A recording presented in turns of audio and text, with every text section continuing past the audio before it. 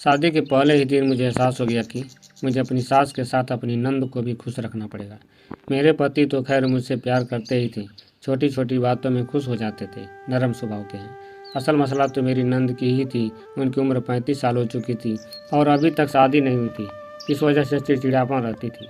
मेरे पति उनसे वैसे भी बहुत दबते थे, उनसे कुछ नहीं कहते थे, चाहे वह कुछ भी कहती रहे। एक दिन तो हद ही हो गई। जय मेरे लिए लाल रंग की चूड़ियाँ लाए थे। मैं खुशी से पहनी थी। जब भी काम करती तो चूड़ियों की खनकने की आहट पूरे घर में फैल जाती थी। चूड़ियों के खनकने की आवाज़ सुनकर मेरी नंद गुस्से से फुफकारती हुई अपने कमरे से निकली और मुझे सही चीज़ पर बोली, तुमने चूड़ियाँ मुझे जलाने के लिए पहनी है ना?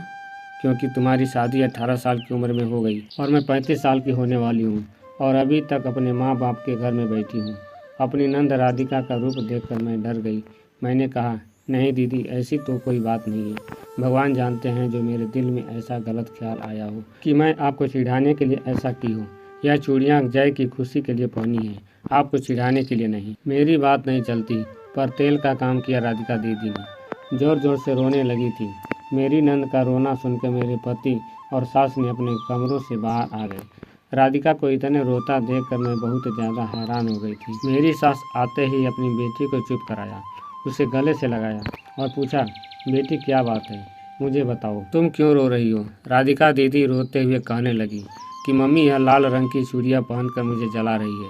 चूड़ियाँ मुझे जय ने ला कर दी है। तुम तो अपनी माँ बाप के घर पर बैठी बूढ़ी हो गई, तुम क्या जानो सुहाग का सुख क्या होता है। राधिका दीदी की बात सुनकर मेरी सास ने मुझे खा जाने वाली नज़रों से देखा था। मैं अपनी सफाई में बोली, मम्मी जी, मैं तो ऐसा कुछ भी नहीं कहा। राधिका दीदी को झूठ बोल रही हैं, मेरा इतना कहना था कि राधिका दीदी एकदम से खड़ी हो गई, एक जोरदार चाटा मार दिया। मैं हक्का बक्का से कभी अपने पति को देखती और कभी राधिका को। राधिका दीदी बोली, तुम्हारी हिम्मत कैसे हुई मुझे झूठ बोलने की? मेरे पति चुपचाप खड़े थे, उन्होंने मेरे बचाव में एक शब्द भी नहीं बोला। मैं कम उम्र की थी और ना समझ भी। मुझे अपनी पति की मोहब्बत पर बहुत घमंड था, लेकिन यह घमंड आज मेरा टूट गया था। मैं रोते हुए अपने कमरे में आ गई। दिल चाह रहा था कि यह सब कुछ छोड़ छाड़ कर चली जाऊं और फिर मैं अपने दिल की ही मानी। इस उम्र में लड़कियां दिल की ज़्यादा सुनती हैं। मैं अपना सामान पैक करने लगी। सामान पैक करते हुए मुझे अपने पति जय का इंतज़ार था कि मेरे पति जय अंदर आएंगे और मेरी नंद को मेरे सामने खड़ा करके कहेंगे, मेरी पत्नी से माफ़ी मांगो। लेकिन यह मेरा वहम था। 1 घंटा गुजर गया और जय ने कमरे में जाकर भी नहीं देखा। मैंने सामान पैक किया और गुस्से से कन्फर्म करती हुई कमरे से बाहर निकल आई। मेरी सास, नंद और मेरे पति आपस में बैठकर उस बात से जुड़े कुछ डिस्कस कर रहे थे। जय ने ही तो मेरे हाथ में बैग देखा तो एकदम से घबरा गए और मेरे पास आए। यह तुम बैग लेकर कहाँ जा रही हो? मैं गुस्से से बोली, तुम्हारा घर छोड़कर जा रही हूँ। जिस घर में मेरी इज्जत नहीं है उस घर में मैं एक पल भी नहीं रह सकती। मेरी बात सुनकर जय एकदम से घबरा गए थे। कहने लगे, पागल मत बनो, हम इस मसले को आराम से बैठकर भी समझ सकते हैं। मैंने गुस्से से कहा, मुझे अब एक पल भी नहीं रुकना, इस घर में अब नहीं रहूँगी जब तक आपकी बहन मुझसे माफ़ी नहीं मांगेगी। मेरी बात सुनकर मेरी सास उठ खड़ी हुई और कहने लगी, किन ख्यालों में जी रही हो रानी साहिबा? मेरी बेटी तुमसे कभी भी माफ़ी नहीं मांगेगी। और जय, तुम इसे मत रोको, जाने दो, इसे जहाँ भी जाना चाहे। सास की बातों पर मुझसे बहुत ज़्यादा हैरत हुई थी। मुझे तो लगा था मेरी सास मेरी तरफ से बोलेंगी। माँ की बात सुनकर जय कुछ नहीं बोले, उन्होंने एकदम से चुप साध ली थी। मैंने शिकवा भरी नज़रों से जय की तरफ देखा। जय ने नज़रें चुराई। एक पत्नी को सबसे ज़्यादा घमंड अपने पति की मोहब्बत पर ही होता है। अपने पति पर विश्वास होता है कि पति अपनी पत्नी की बेइज्जती नहीं होने देगा। पत्नी की तरफ उंगली उठाने वाले का हाथ ही तोड़ देना। लेकिन जय ने मेरा दिल तोड़ दिया था। मेरा दिल 100 टुकड़ों में बट गया था। मैंने सोचा, जब जय ही मेरे तरफ नहीं है, जब मुझसे मोहब्बत नहीं है, तो हमेशा इस घर में मेरे साथ ऐसा ही होता रहेगा। इसलिए इस घर में रुकने का कोई फ़ायदा नहीं है। मैंने गुस्से से भरे हुए एक नज़र कार्तिक पर डाली, अपना बैग उठाया और बाहर आ गई। बाहर आकर टैक्सी रोके और अपने मायके की तरफ चल पड़ी। मेरा मायका और ससुराल एक ही रास्ते में था, इसलिए मायके पहुंचने में मुझे ज़्यादा परेशानी नहीं हुई। घर पहुंची, दरवाज़ा खटखटाया तो दरवाज़ा मेरे भाई ने ही खोला था। मेरी हालत देख भाई कुछ परेशान हो गया और मैं जल्दी से भाई से गले लगकर रोने लगी थी। भाई ने पूछा, क्या बात हो गई, तुम रो क्यों रही हो? मैंने कहा, भाई मेरी नंद ने मेरे मुंह पर चाटा मारी। मेरी बात सुनकर भाई के माथे पर बल पड़ गए थे। क्यों? उसने थप्पड़ क्यों मारा और उसकी इतनी हिम्मत कैसे हुई? इतने में मेरे छोटी बहन प्रिया और मम्मी भी बाहर आ गए। मम्मी मुझे अपने साथ अंदर ले गई। मैंने रोते हुए सारी बात अपनी मम्मी को बताई। मैंने कहा कि मम्मी, जय मेरे लिए लाल रंग की चूड़ियाँ ले आए थे। मैंने वह चूड़ियाँ पहन ली, लेकिन मेरी नंद से यह बर्दाश्त नहीं हुआ। जलन के मारे बात का बतंगड़ बना दिया और मुझे थप्पड़ मार दिया। मेरी बात सुनकर भाई ने कहा, क्यों?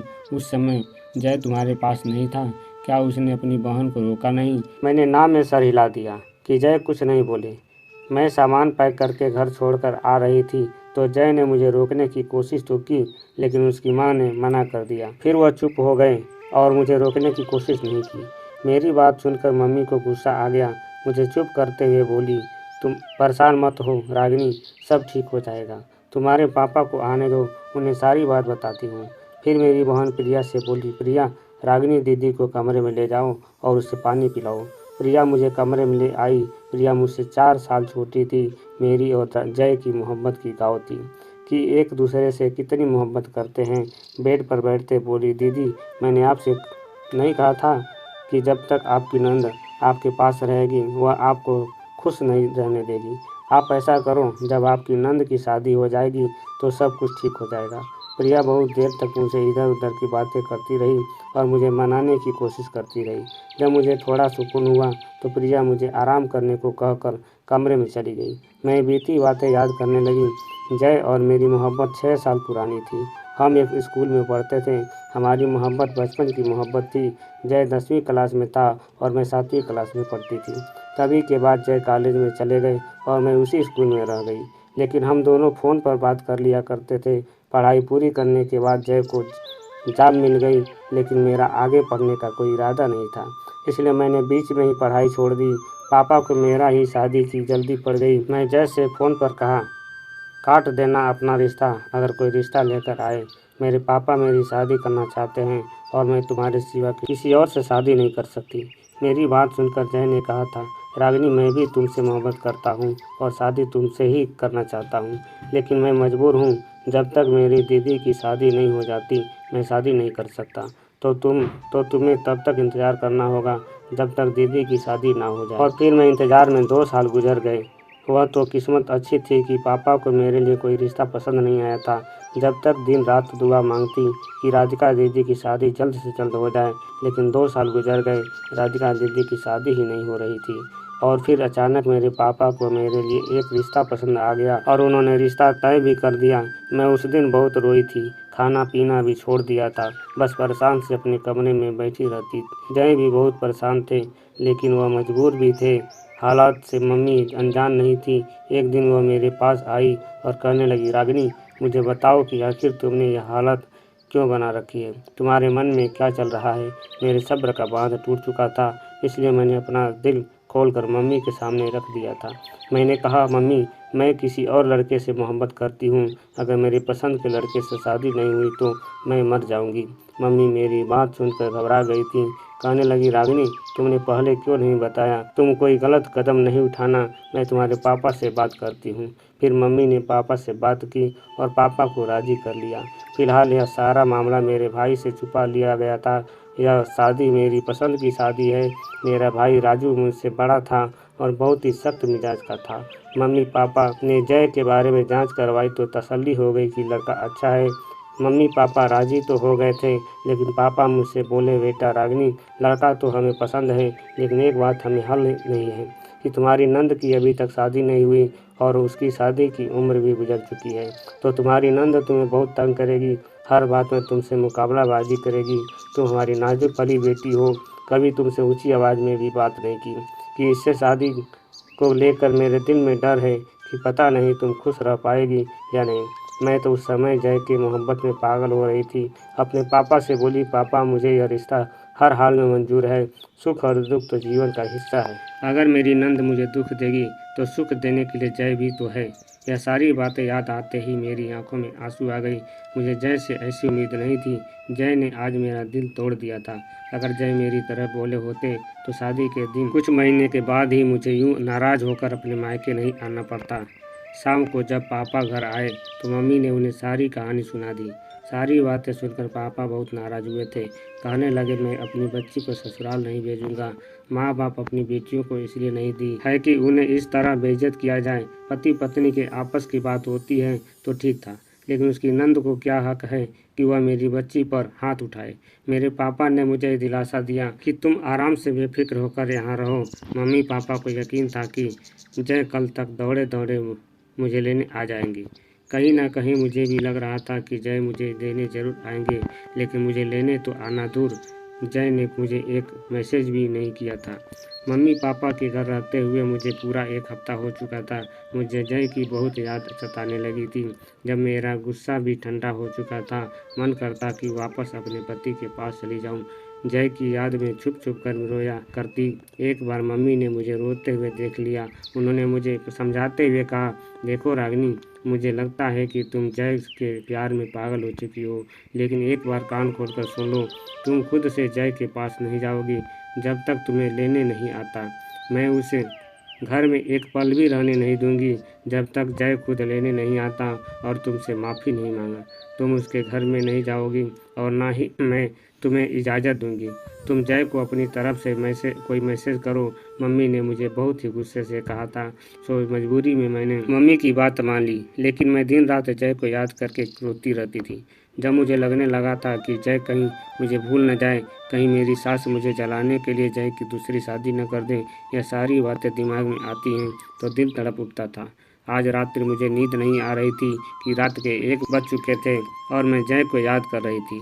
जब मुझे बर्दाश्त नहीं हुआ तो मैं जय को कॉल लगा दी। दूसरे ही घंटी पर जय ने फ़ोन उठा लिया था। जय की आवाज़ सुनते ही मेरे सब्र का बांध टूट गया। मैं रोने लगी। मैंने कहा, जय, क्या तुम मुझे याद नहीं करते? क्या मेरी याद नहीं आती तुम्हें? दूसरी तरफ से बने हुए शब्दों में जय ने कहा, पगली, तुमने ऐसा सोच भी कैसे लिया कि मैं तुम्हें याद नहीं करता? अभी मैं तुम्हारी ही तस्वीर से बातें कर रहा था, तुम्हें याद कर रहा था। जय की बातें सुनकर मेरा दिल पसीज गया। मैंने रोए हुए स्वर में कहा, फिर आप मुझे लेने क्यों नहीं आए? मेरी बात सुनकर जय बोला, अगर लेने आऊँगा तो खाली हाथों वापस नहीं लौटा दोगी? मैंने कहा, नहीं, तुम लेने तो आओ। जय बोले, ठीक है, फिर सुबह तैयार है ना? मैं तुम्हें लेने आऊँगा। सुबह उठी तो मैं सुबह खुश थी। नहा धोकर एक सुंदर सी ड्रेस पहनी, हल्का फुल्का मेकअप किया। आज मैं बहुत ज़्यादा चहक रही थी। मम्मी और प्रिया मुझे सबकी नज़रों से देख रही थी। प्रिया बोली, क्या बात है दीदी, आज तो आप बहुत खुश लग रही हैं। मैंने कहा, हाँ, आज पता नहीं क्यों मेरा दिल अंदर से बहुत खुश है। मुझे लग रहा है जैसे कुछ अच्छा होने वाला है। खैर, दोपहर को 2 बजे मेरी सास, मेरी नंद और जय मुझे लेने आ चुके थे। मैं बहुत खुश थी। मेरी मम्मी ने जय, मेरी नंद और मेरी सास को खूब बातें सुनाई थी। पापा को भी फ़ोन कर दिया। पापा को ही तो फैसला लेना था कि मुझे भेजना है या नहीं। मेरी नंद राधिका दीदी ने भी हाथ जोड़कर मुझसे माफ़ी मांगी थी। मेरा सर गर्व से ऊंचा हो गया था। पापा ने मुझे इसी शर्त पर घर भेजा था कि आइंदा से ऐसी कोई बात नहीं होना चाहिए। मैं अपनी ससुराल पहुंच चुकी थी। बहुत ज़्यादा आदर हुई, क्योंकि मेरी सास मुझे ज़मीन पर पाँव ही नहीं जाने देती थी, कोई भी काम नहीं करने देती, और मेरी नंद भी हर वक्त मेरे आगे पीछे घूमती, मुझसे प्यार भरी बातें करती। मैंने सोचा शायद मेरी सास और नंद बदल गए हैं और यह सब जय की वजह से हुआ होगा। जय ने ही उन लोगों को टाइट किया होगा कि मेरी बीवी का अच्छे से ख्याल रखना, तभी यह लोग इतना बदल गए। लेकिन असल बात क्या थी वह तो बाद में खुलकर सामने आई। एक दिन मैं सब्जी काट रही थी कि मेरी सास मेरे पास आकर बैठ गई और कहने लगी, रागिनी, तुम्हारे भाई राजू की क्या उम्र होगी? पता नहीं, मुझे क्यों कुछ अजीब सा महसूस हुआ। मैंने कहा, मेरे भाई की उम्र तो अभी 24 साल है। मेरी मम्मी कही है कि भाई के लिए पत्नी कम उम्र की और बहुत ही सुंदर सी लेकर आएंगे। मेरी बात सुनकर मेरी सास का चेहरा थोड़ा उदास हो गया था। फिर थोड़ी देर बाद बोली, पता नहीं लोग क्यों चाहते हैं कि पत्नी पति से हमेशा छोटी और हल्की हो। पत्नी अगर पति से बड़ी होती है तो दोनों में रिश्ते और अच्छा बैठता है। मैं चुपचाप उसकी बात सुनती रही। कुछ नहीं, मुझे खामोश देख मेरे सास फिर बोली रागिनी, अगर राधिका और राजू की शादी हो जाए तो तुम्हारा और जय का रिश्ता और भी ज़्यादा मजबूत हो जाएगा। अपनी सास की यह बात सुनकर मैं बहुत ज़्यादा हैरान हो गई। मैंने कहा, मम्मी जी, राधिका दीदी राजू से बहुत बड़ी हैं, वह तो उनकी माँ लग रही हैं। सब लोग उन पर हंसेंगे। मेरी बात सुनकर मेरी सास का चेहरा गुस्से से तमतमा गया। उनका बस नहीं चल रहा था, लेकिन ऐसा करने से मजबूर थी, सो उठकर चली गई। सास के जाने के बाद मैं सब्जी नहीं छोड़ी और जल्दी से कमरे में जाकर मम्मी को फ़ोन किया और मैंने मम्मी को सारी बातें बताई। मेरी बात सुनकर मम्मी हंसने लगी, कहने लगी, अच्छा हुआ जो तुमने अपने सास को साफ साफ जवाब दे दिया। तभी तो मैं कहूँ कि आखिर यह राधिका इतनी अच्छी कैसे हो गई जो घर आकर तुमसे माफ़ी मांग रही है। माँ बेटी के दिमाग में यही खिचड़ी पक रही होगी, इसीलिए हमसे आकर माफ़ी मांगी थी। इसलिए दोनों माँ बेटी तुम्हारे साथ इतना अच्छा बर्ताव करती हैं। फिर थोड़ी देर बाद मम्मी कुछ परेशान होकर बोली, लेकिन रागिनी, मुझे डर है कि जय तुम पर दबाव न डाले कि राधिका और राजू की शादी करवाओ। लेकिन एक बात साफ साफ सुन लो, कभी भी इस रिश्ते के लिए राजी नहीं होगा, इसलिए कोई भी आस लेकर हमारे घर मत आना। मैंने मम्मी को तसल्ली दी कि मम्मी परेशान मत हो, ऐसा कुछ भी नहीं होगा। मैंने मम्मी को तसल्ली तो दे दी थी, लेकिन अंदर ही अंदर मैं डर गई थी कि कहीं सच में जय मुझ पर दबाव न डाले। अगर ऐसा हुआ तो फिर मैं क्या करूँगी, पति या भाई में से किसे चुनूँगी। मैं अभी यह सब कुछ सोच ही रही थी कि मेरे दरवाजे पर किसी ने नॉक किया। मैंने दरवाज़ा खोला तो मेरी सास चहकते चेहरे के साथ खड़ी थी। खुशी उनके चेहरे से टपकती पड़ रही थी। खुशी खुशी कहने लगी, रागिनी, तुम राधिका के साथ मार्केट चली जाओ। मैंने कहा, हाँ चली तो जाऊंगी, लेकिन आखिर बात क्या है, मार्केट क्यों जाना है। मेरे साथ खुशी की बात है, आज शाम को राधिका की शादी है, बस इसलिए कुछ ज़रूरी सामान मार्केट से लाना है। मैं तो अपनी सास की बात सुनकर हक्का बक्का रह गई और मैं बोली, मम्मी शादी किसके साथ है। मेरी बात सुनकर मेरी सास बोली, बस भगवान ने मेरी बच्ची की किस्मत खोल दी, शाम को ही शादी है, तो तुम राधिका के साथ मार्केट चली जाओ और एक अच्छा सा लहंगा उसे दिलवाओ। मेरी सास चली गई और मैं मुंह खोले खड़ी रह गई। मैं हैरान थी कि ये सब क्या हो रहा है। फिर मैंने यह सोचकर सर झटक दिया कि चलो अच्छा ही हुआ कि ये बला मेरे सर से टले और मेरी ज़िंदगी की मुश्किलें आसान हो जाएं। खैर, मैं राधिका दीदी के साथ मार्केट चली गई। राधिका दीदी ने गुलाबी रंग का बहुत ही अच्छा सा लहंगा पसंद किया था। मैं हैरत में थी। मैंने पूछा, दीदी, अभी दोपहर तक तो मम्मी जी आपकी शादी को लेकर परेशान हो रही थी, फिर अचानक से यह रिश्ता कैसे आ गया। मेरी बात सुनकर राधिका दीदी बोली, पता नहीं भगवान ने कैसे बैठे बिठाए मेरी सुन ली। मैं बोली, आपने लड़के को देखा है। राधिका दीदी ने शर्मा कर हमें हाँ में सर हिला दिया। हमें घर आने की जल्दी थी, इसलिए मैंने बात को ज़्यादा नहीं बढ़ाए और हम दोनों घर आ गए। घर आई तो मेरी सास मेरे पास आई और कहने लगी, रागिनी, तुम्हें जय की कसम है, तुम जय को इस शादी के बारे में कुछ नहीं बताओगी। अपनी सास की बात सुनकर मैं चकरा गई। कहने लगी, मम्मी जी, ये आप क्या कह रही हैं। भाई की मर्जी के बिना बहन की शादी कैसे हो सकती है। मेरी सास कहने लगी, अभी तुम्हें कसम है, जय को कुछ मत बताना। एक बार मेरी राधिका रुखसत हो जाए, बाद में मैं जय को खुद ही बता दूंगी। मेरी बात सुनकर मेरी सास कहने लगी, तुम तो जानती हो जय ऐसा है, वह हर रिश्ते के सोच सोच के लिए निकलता है, कहीं ऐसा ना हो कि उसका भी हाथ से निकल जाए। मैं हाँ में सर हिला दिया। मैंने अपनी सास से कहा, बारात का क्या इंतजाम होगी। सास कहने लगी, तुम फिक्र मत करो, अब जाकर राधिका को तैयार कर दो। मुझे खूब अच्छा मेकअप करना था। मैंने दिल लगाकर राधिका दीदी का मेकअप किया। मैं चाहती थी कि राधिका दीदी इतनी खूबसूरत लगे कि उनका दूल्हा देखते ही मर मिटे और वह वापस हमारे घर न आए। मेरी ज़िंदगी में यूं ही सुकून बना रहे। मेकअप करने के बाद राधिका दीदी खिल उठी थी। सुंदर तो थी, तब हर वक्त उदास और चिड़चिड़ी फिरते रहती थी, इसलिए खुद को ध्यान नहीं देती थी। मेरे सास ने देखा तो खुश हो गई, मुझे खूब सारी दुआएं दी और कहा, अब जाकर तुम भी तैयार हो जाओ। मैं कमरे में आई, एक सुंदर सा सूट पहना, मेकअप किया और तैयार हो गई।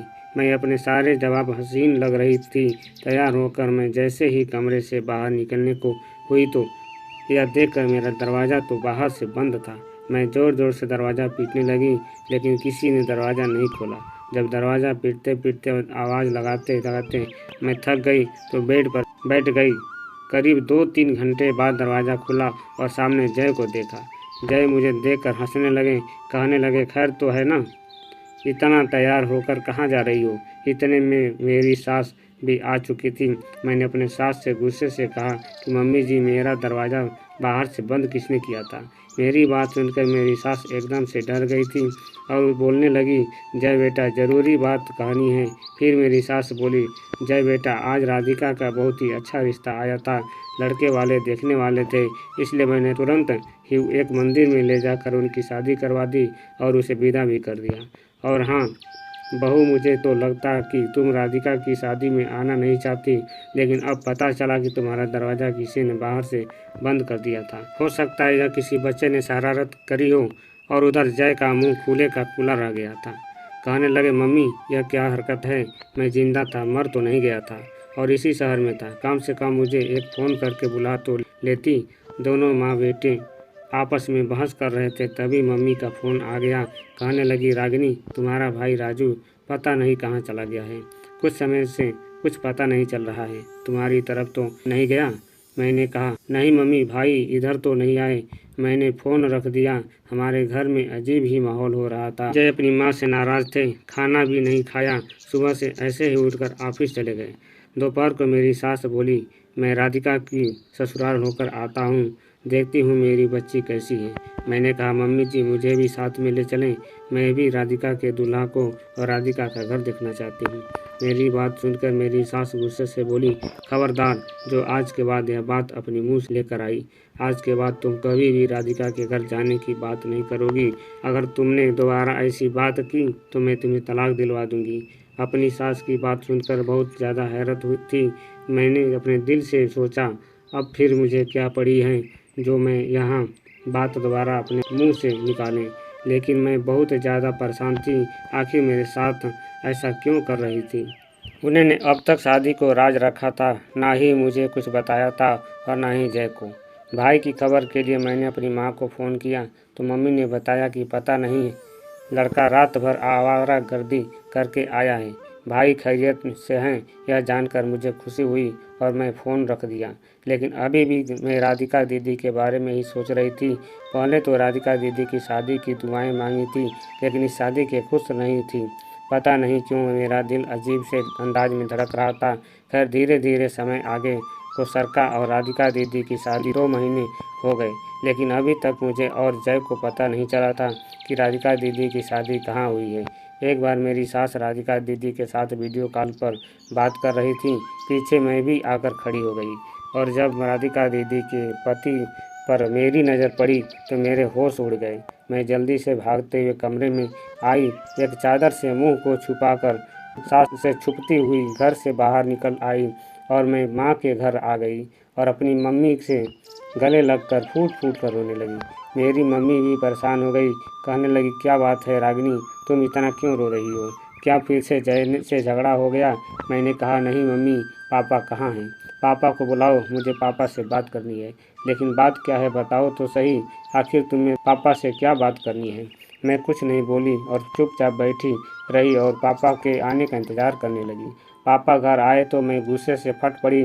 मैंने कहा, पापा, आपने ऐसा क्यों किया? आपने मेरी मम्मी को धोखा क्यों दिया? मेरी बात सुनकर पापा हक्का बक्का रह गए। कहने लगा, मैं तुम्हारी मम्मी को कोई धोखा नहीं दिया। आखिर बात क्या है? मैं कहने लगी, मैंने वीडियो कॉल पर देख लिया है आपको मेरी नंद राधिका के घर आप ही थे। इसका मतलब आपने ही मेरी नंद राधिका से शादी की है। मेरी बात सुनकर मम्मी के सिर पर आसमान गिर पड़ा। वहीं सोफे पर बैठकर चल गई। मेरी बात सुनकर पापा भी घबराए थे। मम्मी को समझाने के लगे कि पहले मेरी बात सुनो, मुझे कुछ कहने का मौका दो। तो मैंने गुस्से से कहा, पापा, अब कहने के लिए बचा ही क्या है? आपने सब कुछ बर्बाद कर दिया। पापा भर्राए हुए गले से बोले, मैं जानता हूँ जो कुछ भी किया मैंने तुम लोगों को बिना बताए कर दिया और यह गलत किया, लेकिन मैं मजबूर था। मैं क्या करता? लेकिन जैसा तुम समझ रही हो वैसा बिल्कुल भी नहीं है। मैंने राधिका से शादी नहीं की है। पापा की बात सुनकर मैं गुस्से से चीख पड़ी, आप झूठ बोल रहे हैं। मैं राधिका के पीछे आपको देखा था, वीडियो कॉल पर आप ही थे। मेरी बात सुनकर पापा बोले, हाँ, वीडियो कॉल पर मैं ही था। लेकिन मैं अपने बेटे और बहू से मिलने गया था। राधिका मेरी बहू है। मैं राजू और राधिका की शादी कर दी है। पापा के मुंह से बात सुनकर मेरे और मम्मी के सिर पर एक बार और आसमान टूटकर गिर पड़ा। हम कुछ देर तक कुछ बोल ही नहीं पाए। बहुत देर बाद मेरे मुंह से आवाज़ निकली, पापा आप ये क्या कह रहे हैं? आपने ऐसा क्यों किया? कम से कम दोनों का जोड़ा तो देख लेते। पापा बोले, कोई मायने नहीं रखती, बस पति पत्नी में अंडरस्टैंडिंग अच्छी होनी चाहिए। अपने बेटे को तो मैं जानता हूँ कि वह बहुत अच्छा है, लेकिन राधिका भी बहुत अच्छी है। दिल की साफ़ सुथरी और अच्छी लड़की है। वह चिड़चिड़ी रहती थी, तुमसे लड़ाई झगड़ा करती थी क्योंकि उसकी शादी नहीं हुई थी और उसकी शादी की उम्र निकलती जा रही थी। बाकी वह बहुत अच्छी है। उस दिन जब तुम अपनी मम्मी से फ़ोन पर बात कर रही थी तो मैंने सुन लिया था। मुझे राधिका पर और तुम्हारी सास पर बहुत तरस आ गया। मुझे किस तरह एक विधवा औरत अपनी बेटी की शादी के लिए परेशान है। मैंने राजू से बात की तो उसे सोचने का कुछ टाइम मांगा और फिर वह शादी के लिए मान गया। मैंने मंदिर में दोनों की शादी करवा दी और घर में किसी को कुछ नहीं बताया। सोचा था टाइम आने पर बता दूंगा, लेकिन रागिनी बेटा, यकीन मानो राधिका की उम्र राजू से ज़्यादा तो है, लेकिन वह बहुत अच्छी लड़की है, बहुत मिलनसार है। राजू को भी अपने फैसले पर कोई पछतावा नहीं है। दोनों पति पत्नी आपस में बहुत ही प्यार से रहते हैं। पापा की सारी बातें सुनने के बाद मम्मी तो ज़ोर ज़ोर से रोने लगी थी और मैं भी पापा से बहुत गुस्सा थी। पापा को ऐसा नहीं करना चाहिए था। जैसे तैसे करके मैंने मम्मी को चुप कराया। धीरे धीरे मजबूरी में सही सबने इस रिश्ते को रिस्पेक्ट कर लिया, लेकिन शायद दिल से नहीं, क्योंकि अभी ना मेरी मम्मी ने राधिका से बात करती है और ना ही उसे घर आने दिया है, और मैं भी अभी राधिका से बात नहीं करती। जब यह सब बात जय को पता चली तो पहले तो उसे बहुत ज़्यादा हैरानी हुई थी, फिर उसके चेहरे पर खुशी भी झलक रही थी। लेकिन इस रिश्ते से मैं बिल्कुल भी खुश नहीं थी और ये बात मैं जय को बता भी दी थी। जय ने मुझे समझाया था कि इतना परेशान मत हो, दोनों की उम्र में फ़र्क है तो क्या हुआ, दोनों के दिल आपस में मिलना चाहिए। और तुम्हें इस बात की खुशी नहीं है? राधिका दीदी अपने घर की हो गई, तुम्हारी ज़िंदगी में तुम्हें कोई डिस्टर्ब करने वाला भी नहीं है। मैं जय की बात का कोई जवाब नहीं दिया और मुझे मन से आकर अपने बेड पर लेट गई। जो कुछ होना था वह तो हो चुका, हम उसमें कुछ नहीं कर सकते हैं। आपको क्या लगता है, क्या रागिनी को अपने पापा और राधिका को माफ़ कर देना चाहिए? उसे राधिका को अपने भाभी के रूप में स्वीकार कर लेना चाहिए? अपनी राय कमेंट बॉक्स में ज़रूर बताएं। कहानी पसंद आई हो तो प्लीज़ लाइक अवश्य करना। ऐसे ही और कहानियों के लिए हमारे चैनल को भी सब्सक्राइब करना। सुनने के लिए आप लोगों को बहुत बहुत धन्यवाद। आपका दिन शुभ हो।